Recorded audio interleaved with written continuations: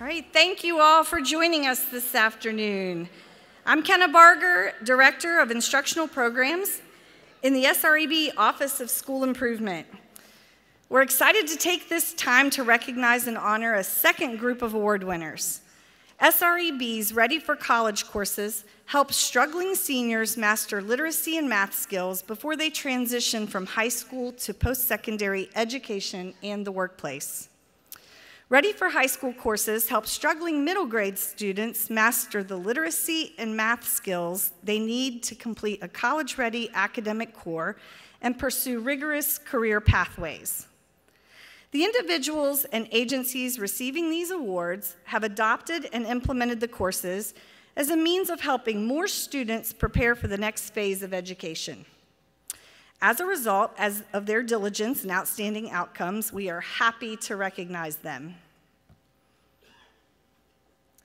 Dr. Pruitt will come to the stage to help present the awards to our awardees. Our first award is the Dave Spence Readiness Trailblazer Award, named in honor of SREB's former president, Dave Spence, who championed the readiness work. It is with great pleasure that we present the Dave Spence Readiness Trailblazer Award to Mike Krause of the Tennessee Higher Education Commission. Mike Krause has led multiple initiatives in Tennessee to increase students' readiness for college and careers. As Executive Director of the Tennessee Higher Education Commission, Krause oversees college readiness programs, including Gear Up Tennessee. He has also worked with state officials to implement policy changes and legislation surrounding college readiness, which has led to a dramatic increase in student participation in dual enrollment and dual credit. Please help me welcome Victoria Harpool to the stage, who will be accepting the award on Mike's behalf.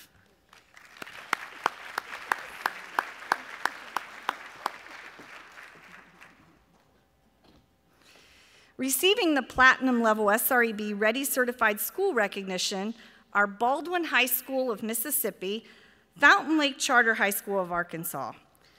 The outstanding literacy teacher is Stephanie Kelly of Harrison Central High School in Mississippi, and the outstanding mathematics ready teacher is Stephen Malcolm of Howard High School in Georgia.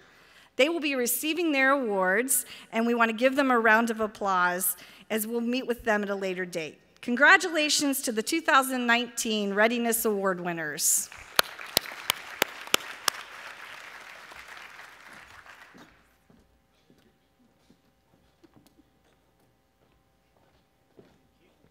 Hey, you're still here? I'm still here. Okay. I'm where I'm told to be. Thank you, Kenna, and congratulations to those award winners.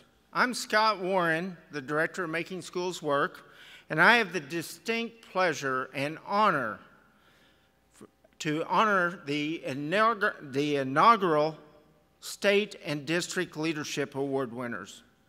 These awards are designed to recognize one state and one district in the Making Schools Work network that exemplify how SREB's key practices can improve student achievement. As the award recipients come to the stage, SREB's President, Dr. Stephen Pruitt, will present them with a certificate and their award. The recipient of the first ever State Leadership Award goes to the Ohio Department of Education.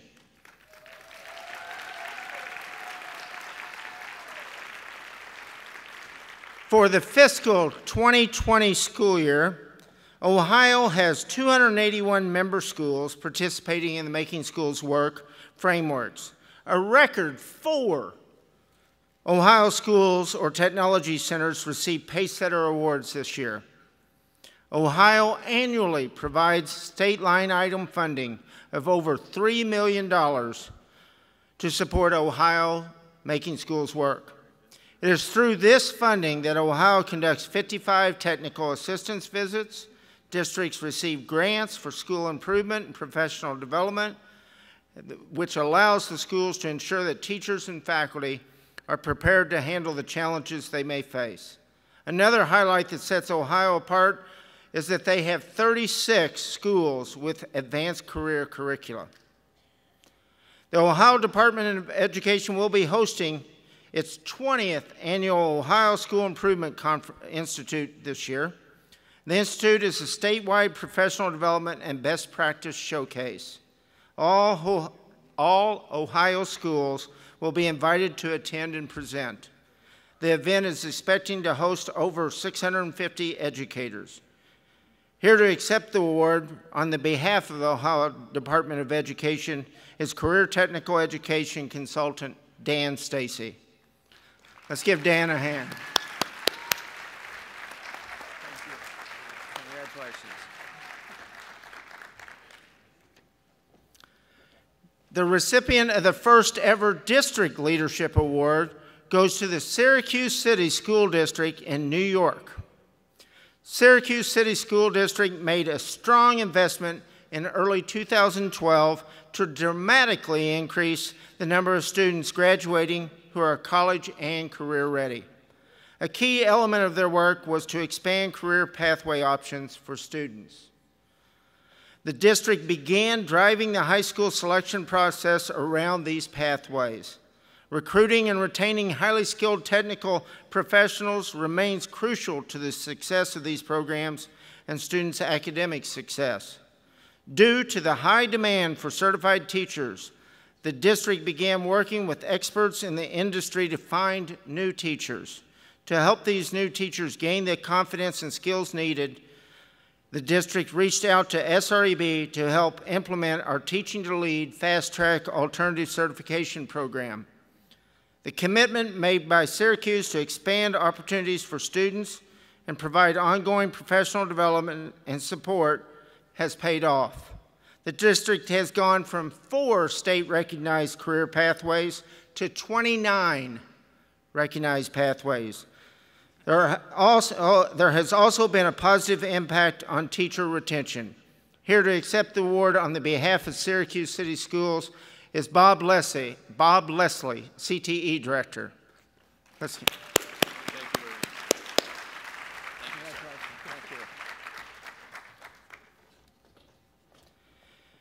you. We have the honor of having SREB's President, Dr. Stephen Pruitt, joining us this afternoon.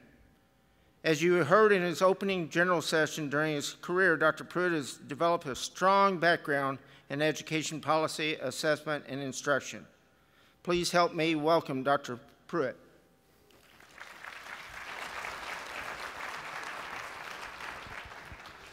Greetings all. Oh. All right, it's a little loud. Y'all come on up. So we got a real treat for you this afternoon. For one thing, it's always great when I can sit and talk. Students have already said they enjoyed my socks, so I can show my socks off while they're coming up. I am so glad that all of you came to be with us this afternoon. We've got a really incredible panel here. They are living what we're talking about. They are doing more than just going to school every day just to get a piece of paper at the end of 12 years. They are coming in, they're being invested, and their schools are also investing in them. So I had a chance to talk to all of them on the phone a while back, well, almost all of them. And then we spent a little time earlier, and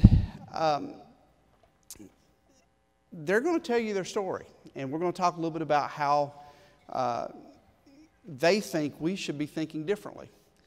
As we were talking about it, we were having a really good chat. Now, I hadn't planned on telling this story, but I got pushed to do it. When I was Commissioner of Education in Kentucky, I went to Henderson County, and they were dying for me to come down to the welding lab. And so I got down there, and I had a young man down there, and he said, "Oh, I'm so glad you're here. I've been waiting for you to get here all week." And I said, "Okay, great." He said, "Now come here and push this button." I said, "Son, I'm from the South. Do you know how many jokes start with push this button?"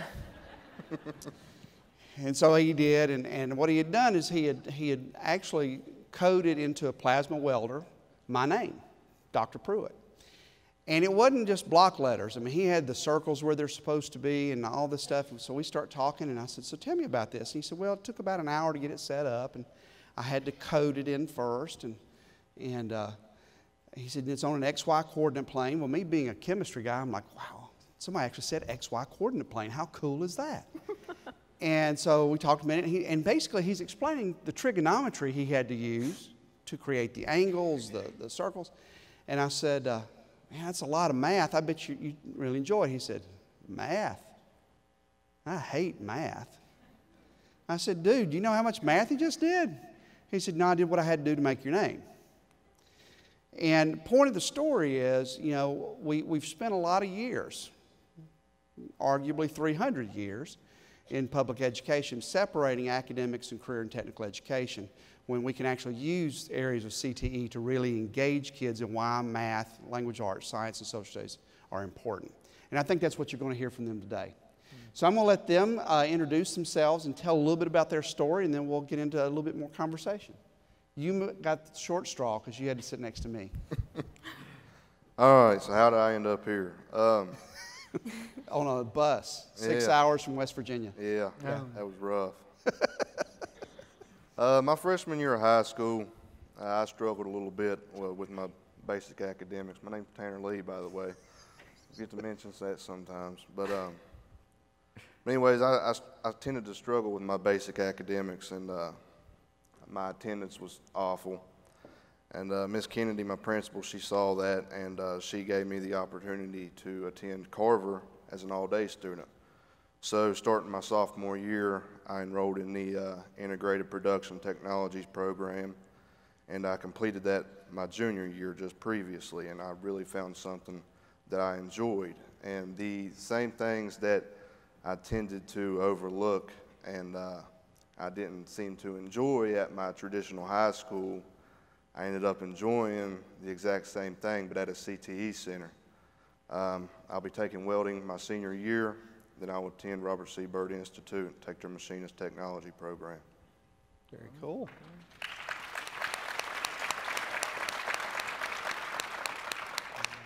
Josh? I'm Joshua Phillips. I'm from West Virginia. I go to Lincoln County High School, and there I'm enrolled in the Simulated Workplace Welding program. And I've done a lot it's helped me a lot to know that I have a future. It's helped me, you know, I have a future now after high school thanks to these programs and opportunities. Good. So my name is Madison Kibler. I am a junior now at Polytech High School. We're very similar to Josh's simulated workplace in the case that we have, is it 31 technical areas? I think it's 31. It's a big number. We have a lot of different technical areas in there. So my technical area is criminal justice, so that's primarily what I study. My story is similar to Tanner's in the sense that, you know, middle school was really rough. I was here for the 7-minute flash talk, and you're right, when it's some of the worst years of your life. Middle school was a little chaotic, and I really hoped that coming to Polytech would be a new start and a new experience for me, especially with the technical programs. I had no idea what I wanted to do, and I'm lucky that just the fact that Polytech is a tech school, I was able to really embrace myself a lot more, and I had the help of some wonderful teachers and just, you know, wonderful people all around the school and all around here. Thank you guys again. That really just helped me out, and, you know, I'm so honored to be here. I think the fact that, you know, the 5 of us get to really represent a body of students is really incredible, so that's about it.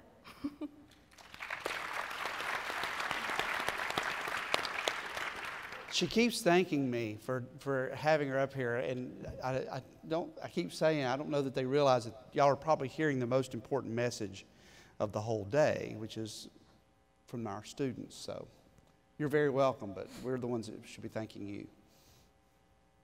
Hi, my name is Ruth Bermudez. I'm also going to be a rising junior here in Polytech High School in Dover, Delaware. through Polytech, I currently do their electronic engineering program. I never saw myself as an engineer. I had no idea what I wanted to be doing through middle school. I think I wanted to be somewhere around a photographer, some other, so it's quite a big change. I went to Polytech. I went through the shop areas, which are the technical areas, and I found an interest in creative problem solving that I didn't realize I had before. Similar to the story earlier about math, I wasn't a big fan of math, which is ironic considering I want to be an engineer. So going through and learning why I'm doing the math and why I enjoy the math is really helpful in a technical school. So yeah, thank you. Very good.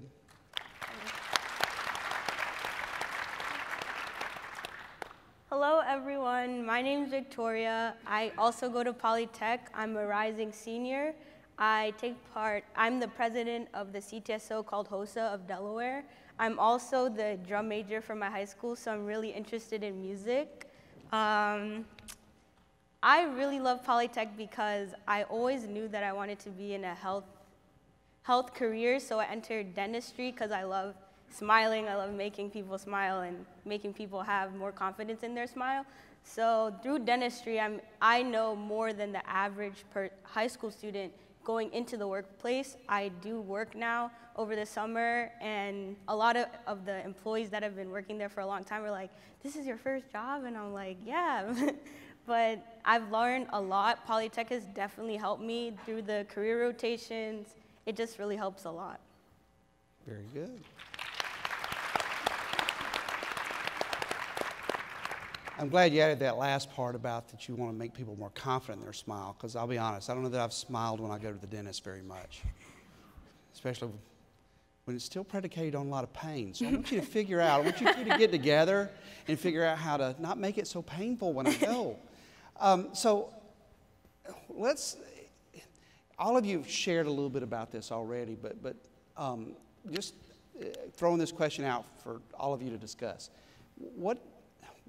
A couple of you have talked about how your middle school, your 9th grade year was rough, but all of you have talked about how you feel you've got this real purpose. What was the key to that? What was the key to that success that you feel you had that really made you go, you know what, school is a place I need to be because it's going to take me somewhere? I'll go first. I had a feeling you might. When I started to feel like I had a purpose was when I started my welding class and I was able to take charge of my education and really do what I thought would be the best for my future. And it's led me to so many wonderful opportunities. I'm here because of it. I've met some amazing people. I've built relationships with people that I never thought I would come up to talk to. I've learned so much, and I feel like every student should be able to just do what they be able to prepare themselves for their future and do what makes them happy. You know, that's the most important thing. Well said. Well said. I think when I started realizing I had a visceral purpose in my education was when I started applying what I was learning. For example, in engineering, I was applying what I learned in trigonometry or in algebra 2. I was applying what I learned in science and in physics. I felt like that stuff I was learning really had a purpose around what I wanted to do, and it helped a lot with that process. When the teachers themselves started to believe in me after middle school, because I feel like a lot of my middle school, it was almost like they just wanted you to move on to high school. But in my high school, the teachers are more open. They want you to learn, and they tell you that you have a purpose. So that really brought me out of my shell because I was really quiet. No, I mean, that was the one thing that I kept thinking of was, I completely agree with you, was that, you know, when you're in middle school, I think they tend to just still treat you as children, which is okay, but, you know, if they want us to behave like adults and they treat us like children, it's hard to still have the same level of respect in the entire way, you know, I don't know. But I think especially when you get to high school, that's when the opinions that you have and the ideas that you create with yourself and with other peers, and just your idea for your future.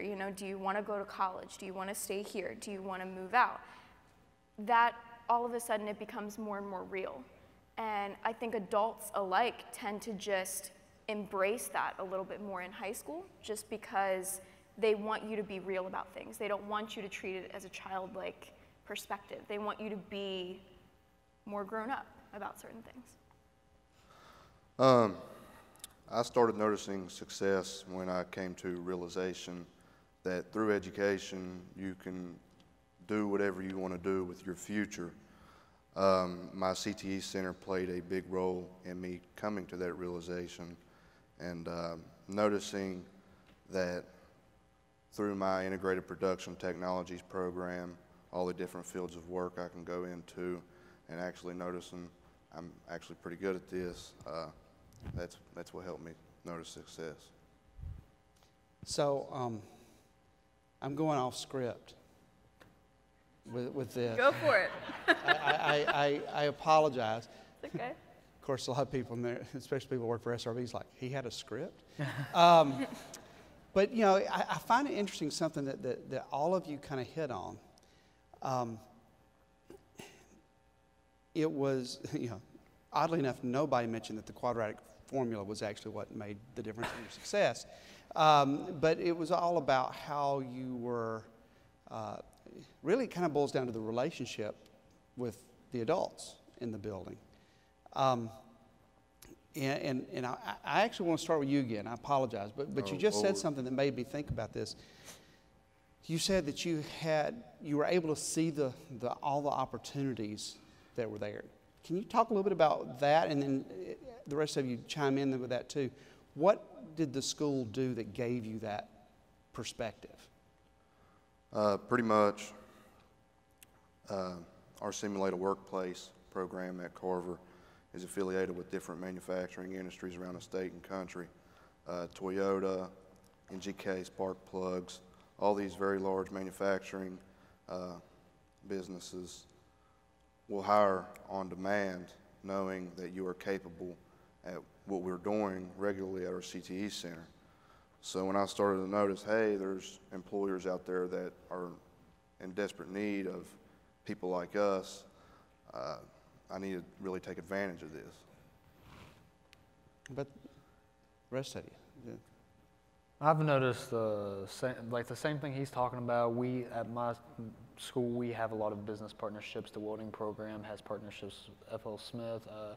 Our mechanics program has partnerships with one of the biggest dealerships in the nation. But when I started to realize that was, I got into this program not thinking I would get that much out of it. I was really just doing it for a second career option. I kind of have a backup plan for my real plan. And I started doing it, and I started getting a lot of opportunities I would have these meetings with, Apple came in, we had people from around the state into it. People would come in and I would tour them around, I would show them the programs, and I was like, I really like this. And I got the opportunity to be a part of this whole trip and our simulated workplace booth that's out there, and I realized I love this. This is amazing, that was really it. So I'm hearing a little bit of a theme there, where it's at least in you two guys' situation with the simulated workplace, it really is about the experience and exposure to all of your different options. Mm-hmm. Now, I know that I'm going to get in trouble when I walk off the stage if I don't ask this question. Somebody's going to say, why didn't you ask this question? You said it was your backup. It was my backup. What was your primary? It was kind of like I wanted to make music or business or something, and I'm like, well, if my dreams don't work out, I always have something to fall back up on, so. Very good. What about you ladies? And did you always want to do dentistry? You just saw teeth and like, yes. No, actually, it was because at our school we do the shop rotations, so they take you through every single shop for about a week. Then you can see, are you interested in this or this? I was kind of into culinary, but then I was like, no, I can't cook. And then it just takes you through all the shops. So whether you get choices. So they want you to pick your first choice, second choice. And then I realized I like dentistry, so. Okay. Yeah. Y'all want to chime in? You don't have to if you don't want to. No, it's no, okay. it's okay. It's good to collect your thoughts a bit. Sorry. It's not your fault. As a teacher, I should know, don't fear the silence. Let it go. You're fine. I keep thinking back to what Josh said, and you know, the idea of, where am I going with this? Goodness gracious. Okay. I think that something that everybody doesn't always think about is your student perspective. You know, like, I mean, teachers see, what, 100 kids in a day? Depending on, you know, if you are stuck with one class, you're stuck with 1 million. You know, you see the same kids every day. You see different personalities. You see different, you know, I mean, there's a huge mix there. But one thing that I think, especially at a young age, that most students don't have is that perspective. They don't know what they want to do. And instead of just, you know, it's hard to go through high school with teachers and principals and parents, you know, trying to get you to study hard for something when sometimes you don't even know what you want to be. Mm-hmm. You know, like you don't even know what you're gonna have for dinner that night, let alone, you know, what I want to study if I'm getting my bachelor's degree. You know, it's crazy. And I think something that I look at as just a huge blessing in my life is that Polytech does the tech school program, that we have the option to, I mean, some students still don't know what exactly they want to do, but at least we're able to figure it out. Mm-hmm.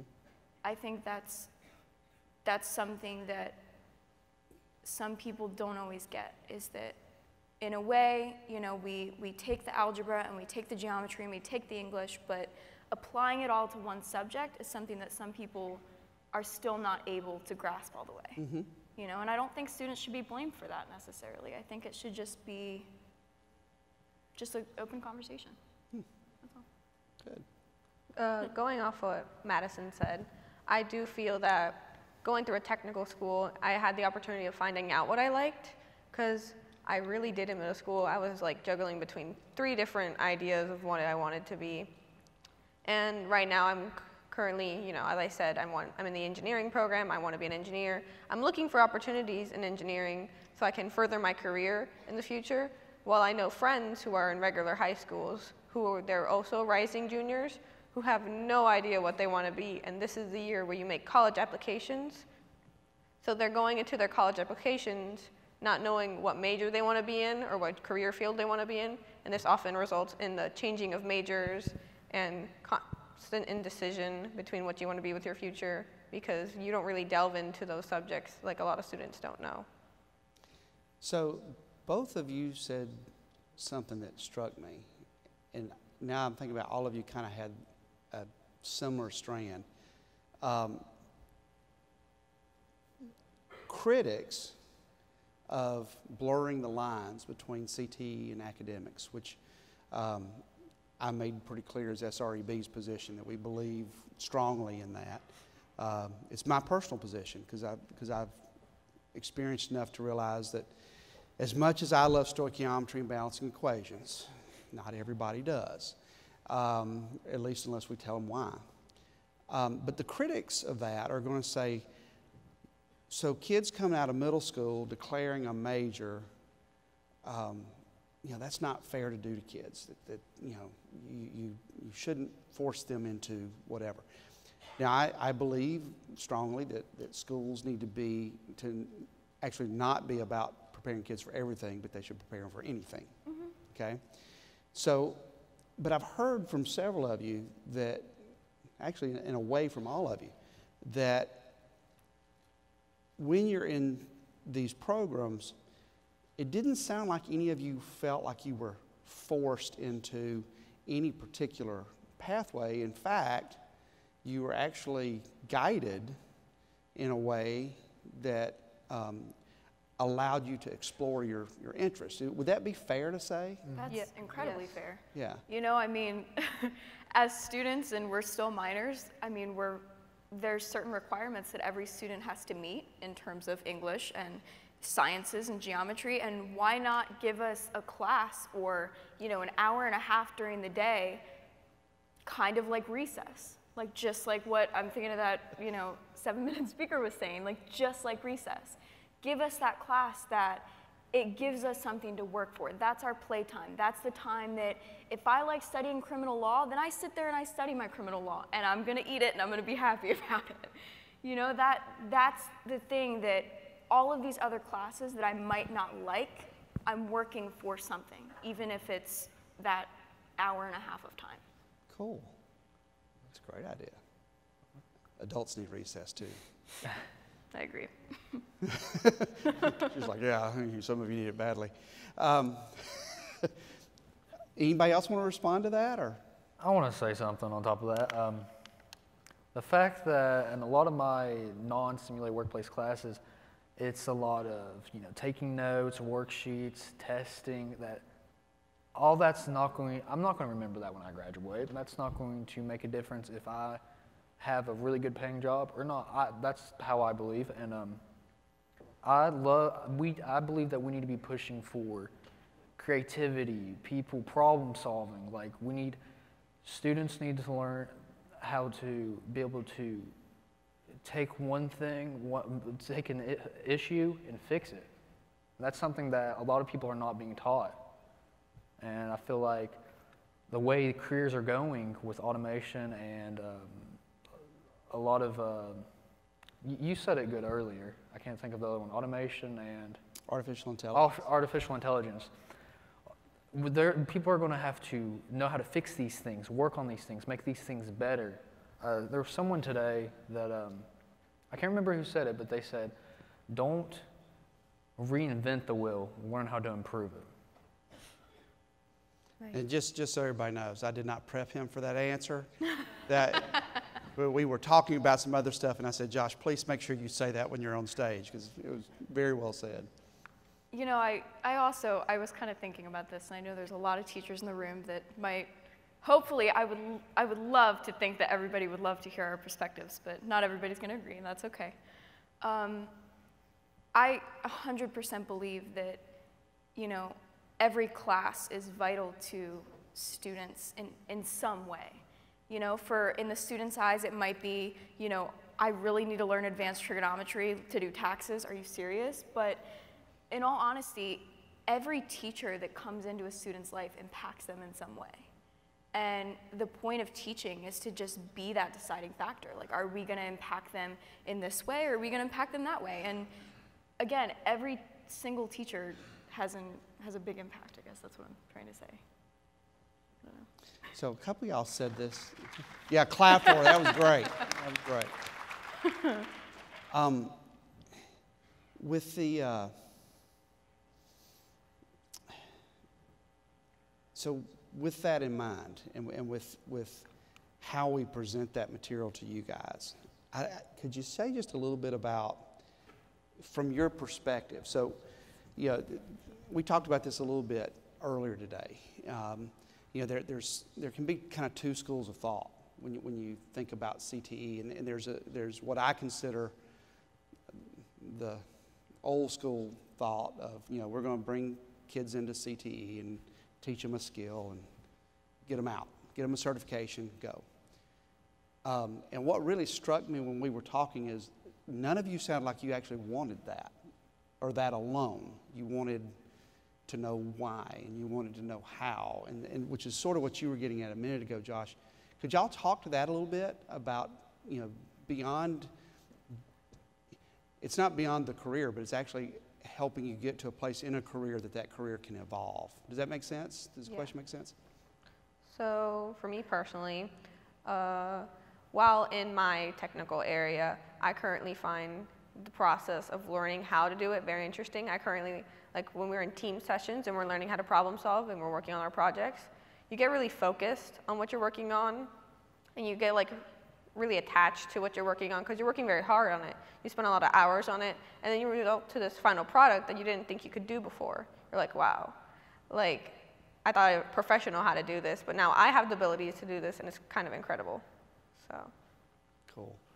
Yeah, it's more about the hands-on experience, especially in healthcare, where you have to, maybe in dentistry, you have to take impressions. So that always helps, and it also helps to go back to what you've learned to maybe like freshman year. And of course, there's students that might not remember, but it's important to review those steps so that when you go into the work field, you'll be like, oh, I remember this. So it actually applies to what you're doing in real life.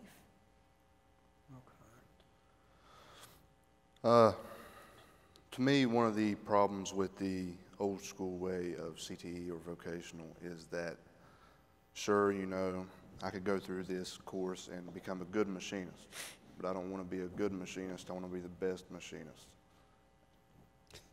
Dude, that's a good quote. Good quote. Somebody tell me y'all have tweeted a couple of these statements out so that we've recorded them for posterity. Josh, you want to chime in there?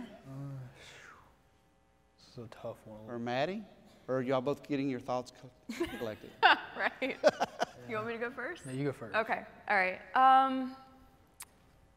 Man, so my thought is just coming from a student perspective. You know, I think especially in high school, you're navigating this tunnel vision of I'm just trying to get through today.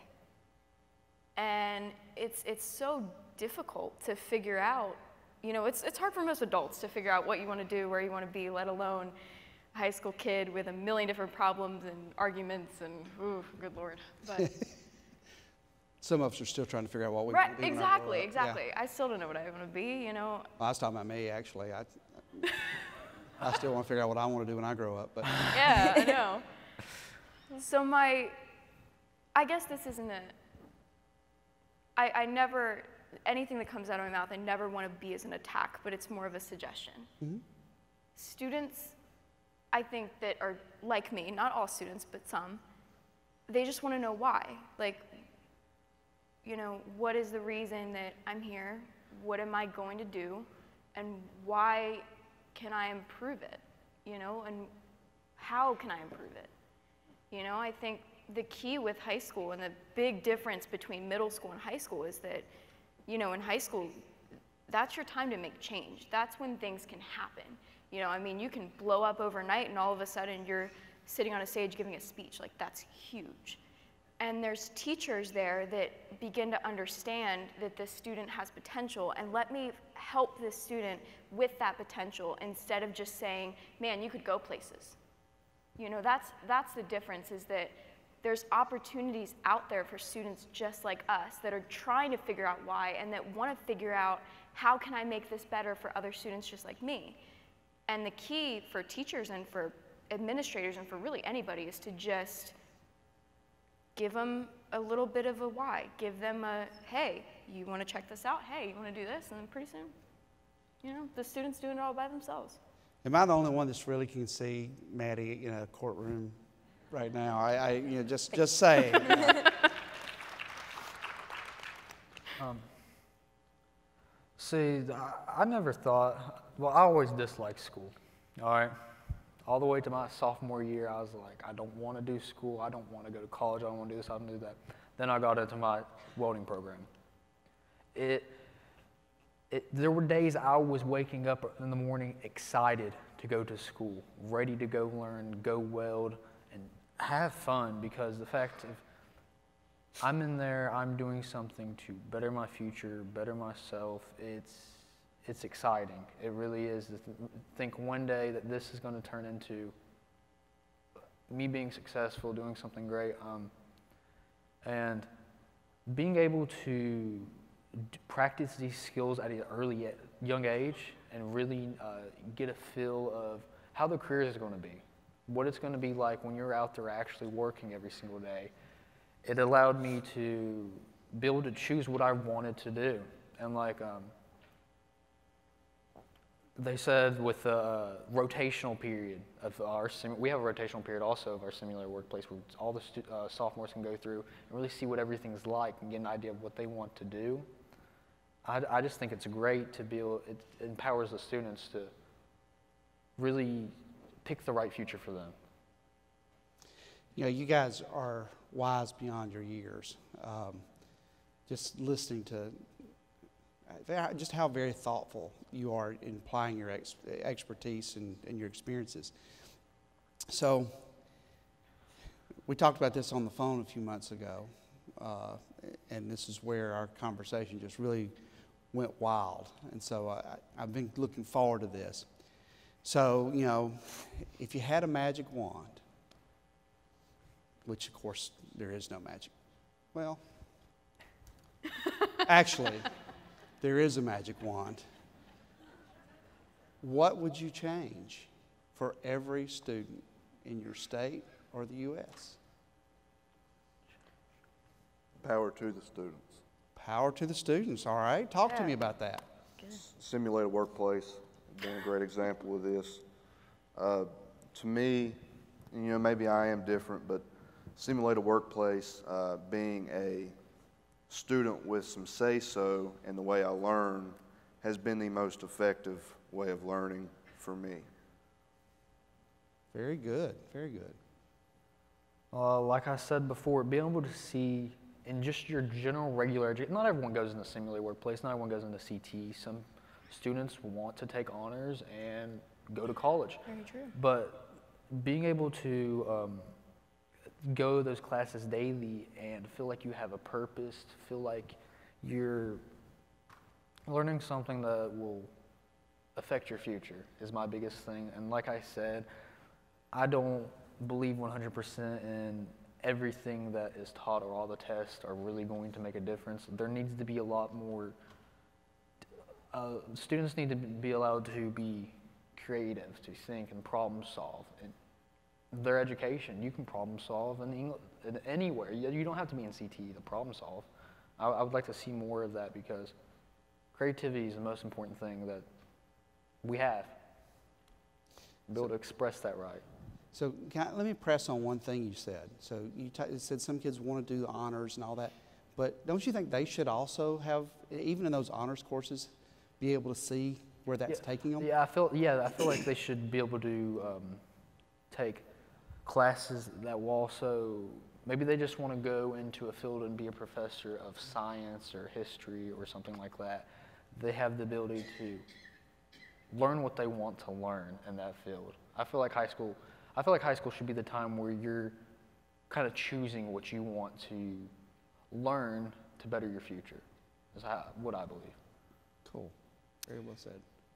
Maddie? I've got something. Okay. Now, What? Were you going to say something? use your wand. Okay.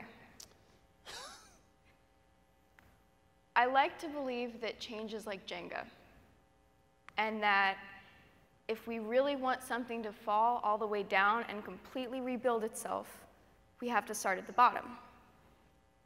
And I think at the bottom, that means the students.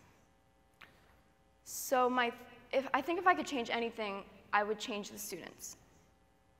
And I mean, I think about where I was 2 years ago, you know, like sitting at a desk, not wanting to be there. And if I had that wand, at the time I would change something totally different. But now I'm saying that I would probably change my perspective. And instead of looking at school like a requirement or like another statistic or another student sitting in a classroom, I wish I looked at it like, okay, what if I made myself better and then changed everything for other students? I wish that I changed my own perspective and I looked at the people teaching the lecture or the students sitting around me, and I took that as, how can I make it so that they want to be here? And that the teachers won't have to work as hard to just let them stay in the room, you know? That's my thought, I guess. Sounds a little like Tanner, a little power to the student. Yeah, power to the students. Like I want every student to see school as an opportunity. So, but what made that change for you, though? What is it that clicked that said, I want to Because I mean, I think every educator in here would say, yeah, we would love our students to take that self confidence and that desire to want to do more. What would education need to do different to prepare for that? Does it start in elementary school? Does or is it the outside stuff that goes on? What do you think is the magic there? I think for me, it was viewing myself as having potential. You know, I mean, I feel like my transition from middle school kind of left me in this, like, I was just kind of sitting there, didn't want to be there. You know, I mean, I did summer school for like 2 years in a row. I hated school, didn't want to be there. And it took so many teachers to sit there and tell me, you're so smart, if only you could just apply yourself. Which I know, I feel like every teacher in this room has probably said it to like 1 million kids. But I think it took me switching middle schools and going to an environment where I'm trying to think. I think there's 1 million different teachers that can make an impact, but one can just kind of change everything like a light switch. And I'm really lucky that I had that teacher. And I guess my other thing to teachers is that, you know, it might not seem like it, but I guarantee it's going to happen to at least one kid in your life, and it's going to be pretty cool. Awesome. I know you want the older one. She's the only one that knew that this was a Harry Potter wand, so pass that down to her. You're empowered now. I feel so cool. So if I have the magic wand, the elder wand, one thing I would change, going back to what Josh and Maddie said, would be the sense of like perspective and purpose a student has. Because if they feel like they have purpose in their education, they're going to apply themselves more. They're going to be excited to wake up. They're going to be excited to go to school, to learn, to be able to do more than with themselves, to see more in themselves. Because once you have that sense of like, I can go places, then you're going to want to go to those places. Exactly. So I feel like that would be one thing I would want to change, is like that atmosphere and like that sense of purpose every student has in themselves. So I'm going to ask you the same thing I asked Maddie. What needs to change for students to feel that way? Or maybe not change, but what we need to add? What needs to happen in the system that actually would give you that feeling of empowerment? Sorry for interrupting. I feel like one thing that would change that sense of purpose is knowing why, because understanding why is like one step forward, you know, without taking a step backwards. I would also say to feel purpose in yourself in a classroom, it really depends on, like how Maddie said, the teacher. If the teacher is not as open-minded to the ability of students or encouraging of students, then the students won't feel like they can go places that they probably can and most likely can. So I had a thought. What both of you are describing almost sounds like there's something in teacher preparation that we might need to rethink, not just what's going on in the school day, but aside from teaching math, science, social studies, and reading, how to really connect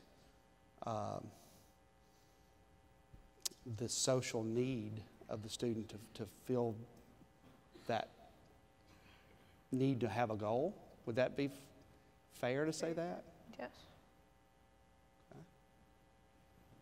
So if I could have the magic wand. You can have it if you want it. It's right there. No.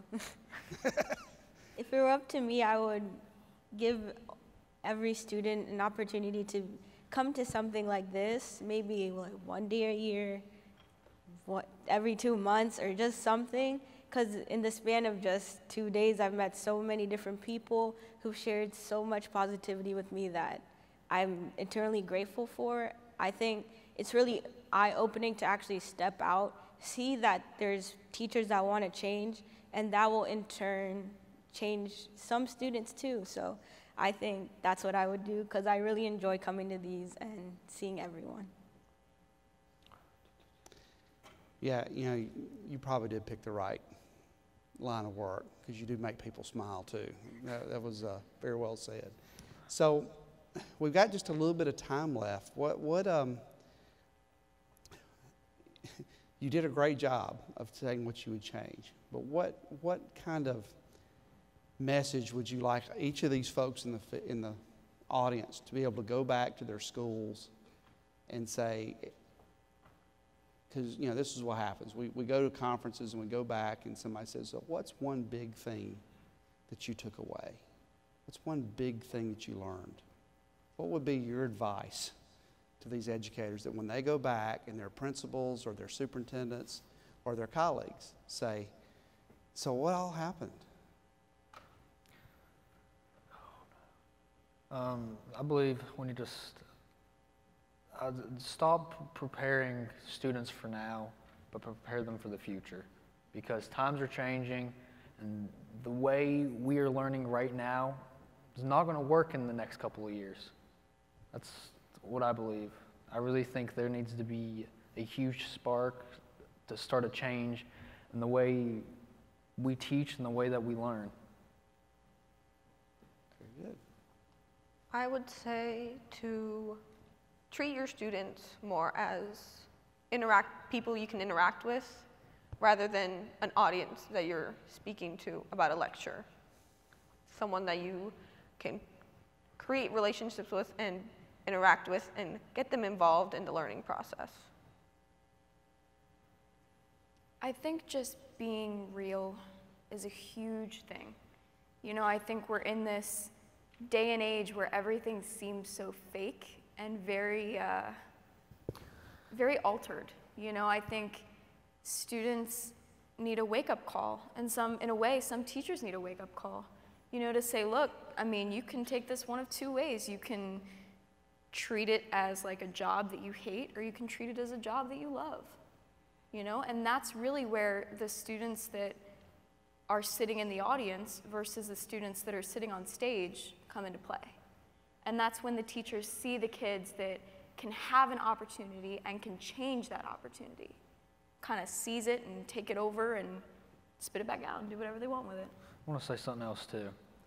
I believe that we need to start pushing career clusters at an earlier age, because I didn't know anything about CTE until, or wasn't even really allowed to participate in any CTE until my junior year in high school. You know, we need to start pushing this in middle school to really get kids and people, the students involved in thinking about what they're going to do. Because there's college, there's trade schools, there's even good jobs you can get straight out of high school. Like, we need to be pushing careers. I think giving students more opportunities, you know, I mean, that's a huge burden on a teacher especially to have, is just, you know, I've got 100 kids that I see every day. Which one am I going to say I feel like I really helped? And I think the main thing is just, it's a perspective for a teaching side of it, and it's a perspective for a student. You know, you can teach the material that you're given, or you can take that material that you're given, teach it, and then change it and make it better and chew it up and spit it back out and do what you want with it. And, you know, that's a huge thing, is just to, you know, give these students opportunities, you know, invest time and energy into your students, because when you put work into something, it's gonna come out and it's going to flourish, it's going to grow. And then that's when all of a sudden, all that work that you've put in, that's when you kind of look back and you're like, those are my kids. Like, that's what I did. Well said. Well said.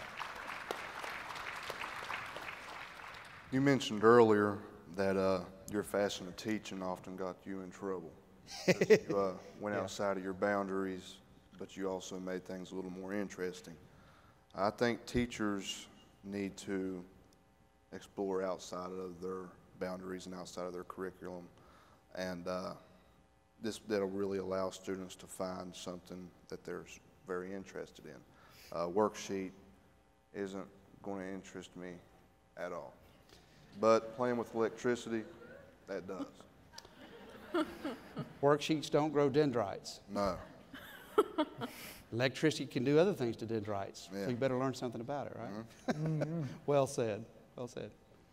I was just going to say that when teachers could just, whenever they give a student a test that they may have failed or didn't do good at, I just want teachers to know that just by telling them that they didn't fail, all they have to do is just, instead of saying fail, just say find another answer. And that just stuck with me the most when I was researching before coming here. Like, what could teachers say? Just find another answer. You didn't do bad. Just continue to work on it. Very good. Well, you guys have, I guess in sticking with our theme, have just been magic for today. That was off script, too. Got me. But you guys have been magic. You guys have been fantastic. Would y'all give a huge round of applause for this panel? Got a standing ovation. Thank you so much. Stand up and take a bow.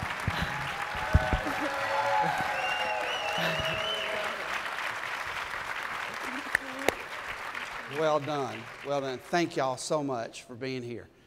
I'm going to turn it over to Paula. Y'all can head back down and have a seat. Thank you so much. Good afternoon. I am Paula Eccleston. I am the Director of Research and Accountability for School Improvement. I would like to give a special thank you to the student panelists who shared their experiences with us. I hope you feel motivated and inspired to continue the work that you do based on the feedback that we received today. I congratulate all of our award winners for your outstanding achievements this year. We urge you to keep up the good work. We honor you with this award. We know that the true winners are the students who benefit from your dedication. Directly after this event, we will be hosting an awards reception and Pacesetter poster session in the Hilton Holiday Ballroom Exhibit Hall. We will be honoring recipients of this year's Pacesetter School Awards, Readiness Awards, and State and District Leadership Awards. The reception provides an opportunity for you to ask questions of the award winners about their promising practices and network with fellow educators. Please join us as we make our way to the Hilton Holiday Ballroom. This concludes today's session, and we look forward to seeing you there.